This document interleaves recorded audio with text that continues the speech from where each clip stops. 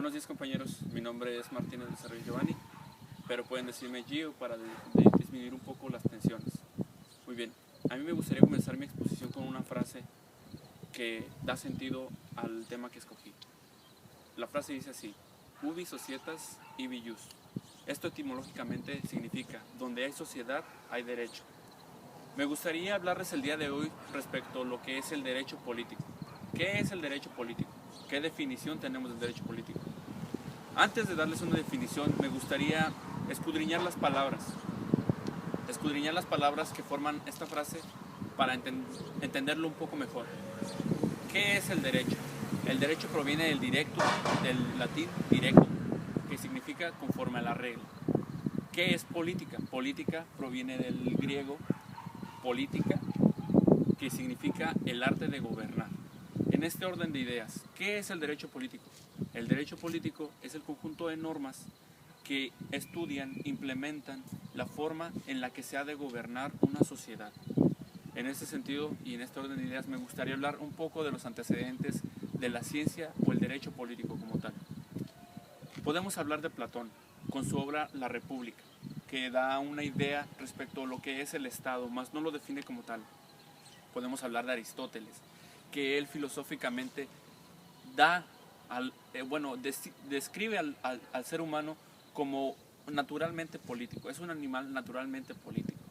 Tenemos que hablar también de Nicolás Maquiavelo, que en su obra El Príncipe ya sienta como tal las bases de lo que es un Estado y da la idea de lo que es el gobierno y lo que conforma un país y un gobierno, un Estado como tal.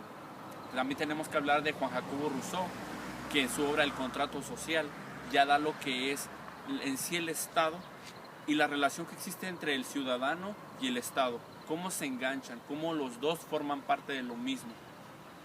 Así quiero comenzar mi exposición. Ahora, ¿qué es el derecho político? ¿Dónde lo encontramos? ¿Dónde está? Muy bien, el derecho político comienza, ya sientas a la práctica la teoría de todos estos grandes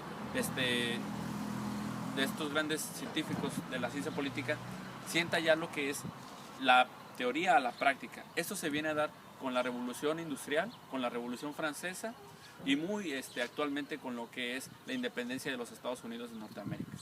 Esto ya es lo que viene a sentar el derecho político como una base del Estado. Ahora, en algunas partes del mundo, como lo es España, como lo es Estados Unidos, como lo es Francia, Italia, el derecho político es derecho constitucional, no es una rama del derecho, es el derecho constitucional que rige. Ahora, si lo vemos desde nuestro punto de vista y desde nuestra Constitución, el derecho político es lo que forma nuestra Constitución. No debe de estar en la parte orgánica, debe estar en la parte dogmática, pero de eso hablaré un poco adelante. Ahora, el derecho político tenemos que entenderlo como un derecho humano como tal. En la Declaración Universal de los Derechos Humanos ya se concibe los derechos civiles y los derechos políticos como un derecho inherente a la persona. Bueno, entonces, ahora, tenemos que decirlo así. El derecho político no es una obligación de las personas como lo marca nuestra Constitución en el artículo 35. El derecho político es, como lo es una prerrogativa al ser humano. En ese sentido, encontramos el derecho político muy ligado a lo que es el sufragio. El sufragio simplemente lo debemos entender como lo que es la autodeterminación de los pueblos para gobernarse por ellos mismos. Ahora, el sufragio lo vemos nosotros como lo que es el papel, el voto, pero no. El sufragio es hacer efectivo en esa democracia tu derecho a opinar respecto de cómo se ha de gobernar.